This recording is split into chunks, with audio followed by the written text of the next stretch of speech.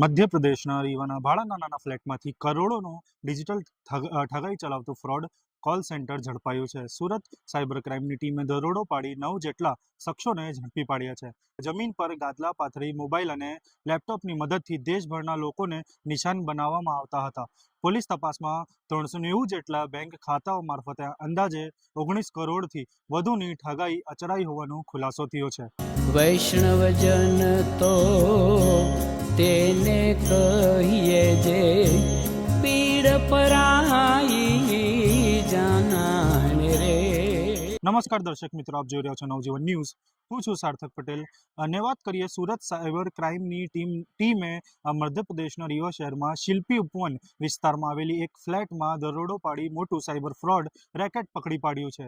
Police જ્યારે ફ્લેટમાં પ્રવેશી ત્યારે એક જ નાના રૂમમાં જમીન પર ગાદલા પાથરીને 9 જેટલા શખ્સો જે છે તે દેશભરના લોકોને ઠગવાનું કામ કરી રહ્યા હતા. નેટવર્ક ચલાવતા હોવાનું સામે આવ્યું છે અને દરોડો દરમિયાન 2 આરોપી નિરાતે સૂતા જોવા મળ્યા હતા.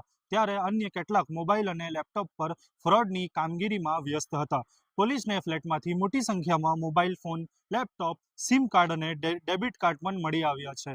આ ગેંગ સુરતના એક નિવૃત્ત રેલવે અધિકારી પણ નિશાન બનાવવામાં આવ્યો હતો. આ ગેંગ દ્વારા જે છે તે એમને નિશાન બનાવવામાં આવ્યો હતો. ત્યારબાદ મળતી માહિતી મુજબ સુરતના વેસ્ટર્ન રેલવેના નિવૃત્ત મેકેનિકલ ફિટર ગ્રેડ 1ના અધિકારી 30 નવેમ્બરે નિવૃત્ત થયા હતા. તેમનો પ્રોવિડન્ટ ફંડ પેટે 28 લાખ રૂપિયા મળ્યા હતા, જેમાંથી 20 લાખની એફડી કરાવી હતી અને બાકીના 8 લાખ રૂપિયા પોતાના ઉપયોગ માટે રાખ્યા હતા. તેના માત્ર 5 દિવસ બાદ ઠગોએ રેલવે ડીઆરએમ ઓફિસર અધિકારી તરીકે ખોટી ઓળખ આપી પેન્શન એફિડેવિટ કરાવવાના બહાને ફોન કર્યો હતો. ત્યારબાદ એક ફેક લિંક મોકલી ઓટીપી માંગતા નિવૃત્ત અધિકારીના ખાતામાંથી 8.12 લાખ રૂપિયા ઉપાડી લીધા હતા. પોલીસ તપાસમાં બહાર આવ્યું છે કે આ ગેંગ લોકોને મોબાઈલમાંથી રિમોટ એક્સેસ મેળવવા માટે ફેક ડિજિટલ લિંક મોકલતી હતી.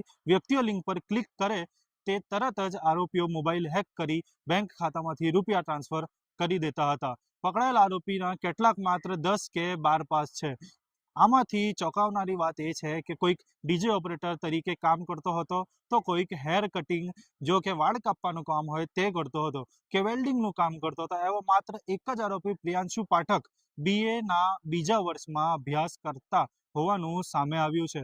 તપાસમાં વધુ એક ચોંકાવનારી બાબત સામે આવી છે. આરોપીઓ બેટબુક 247 નામની ગેમિંગ વેબસાઇટ સાથે પણ જોડાયેલા હતા. સાયબર ફ્રોડથી મળેલા નાણાં જે છે તે ઉપયોગમાં તેઓ ગેમિંગ પ્લેટફોર્મ પર ટ્રાન્ઝેક્શન માટે કરતા હતા. સાયબર ગેંગ અલગ અલગ બેંક ખાતામાં જે બેંકની કિટ્સ જે છે તે કુરિયર દ્વારા ભાડાના ફ્લેટમાં એડ્રેસ પર મંગાવતા હતા. ત્યારબાદ અકાઉન્ટ એક્ટિવેટ કરી ફ્રોડના રૂપિયા ટ્રાન્સફર કરીને ATMમાંથી રોકડ ઉપાડી મુખ્ય આરોપીઓ સુધી પહોંચાડતા હતા. પોલીસ તપાસમાં આરોપીઓ પાસેથી 390 જેટલા બેંક ખાતાઓની વિગત મળી છે અને આ ખાતાઓમાં મારફતે અંદાજે 19 કરોડ 24 લાખ રૂપિયાથી વધુની ઠગાઈનો આચરવામાં સામે આવ્યું જાણવા મળેલ છે. National cyber crime reporting portal પર આ ટોળકી સામે દેશભરમાં 119 જેટલી ફરિયાદ નોંધાઈ છે. આ સમગ્ર મામલે સુરત સાયબર ક્રાઇમના અધિકારી શું જણાવ્યું સાંભળીએ. ગયા વર્ષમાં 30 નવેમ્બરના રોજ એક રેલવેના કર્મચારી નિવૃત્ત થયા હતા અને નિવૃત્ત થયા બાદ એમને પ્રોવિડન્ટ ફંડનું 28 લાખ જેટલા પૈસા એમને અકાઉન્ટમાં આવ્યા. એમાંથી 20 લાખ રૂપિયાની એફડી કરાવ્યા. પછી 8 લાખ રૂપિયા એમને પોતાના ખર્ચ માટે સેવિંગ બેંક એકાઉન્ટમાં સાઈડમાં રાખેલા હતા. અને ત્યારે એમને એક કોલ આવ્યું અને સામેથી એમ કહેવામાં આવ્યું કે અમે લોકો ડિવિઝનલ રિજનલ રેલવે મેનેજરની ઓફિસથી બોલી રહ્યા છીએ અને તમને એક ઓટીપી આવશે અને તે ઓટીપી તમે આપશો તો પછી તમારું પેન્શન એક્ટિવેટ થઈ જશે.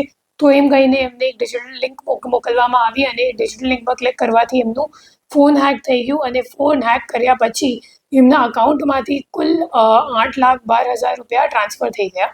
અને આ બાબતની FIR અહીંયા સાયબર ક્રાઇમ પોલીસ સ્ટેશનમાં નોંધવામાં આવી હતી.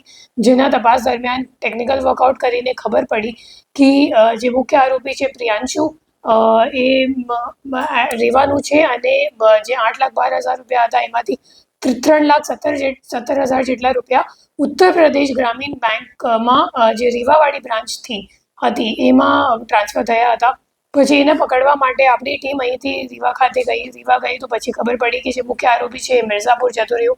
પછી આ ઓપરેશન લાંબુ ખેંચાઈ ગયું અને અઠવાડિયા સુધી આ ઓપરેશન ચાલ્યું, જેમાં મુખ્ય આરોપીને મિર્ઝાપુરથી ઝડપી પાડીને પૂછપરછ કરવામાં આવી અને પૂછપરછ દરમિયાન આ મામલો સામે આવ્યો કે રીવામાં એક ભાડાના મકાનથી એક આખી સાયબર ક્રાઇમની મોટી રેકેટ ચાલી રહી છે.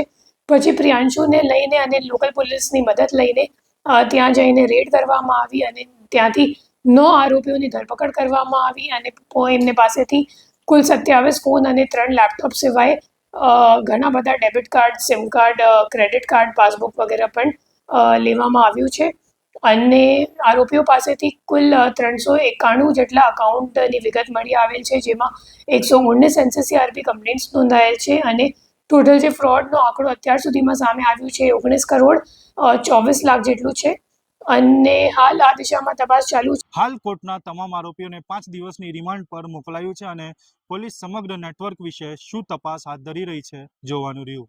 વધુ સમાચાર માટે જોડાયેલા રહો નવજીવન ન્યૂઝ સાથે. સાર્થક પટેલ, નવજીવન ન્યૂઝ, સુરત.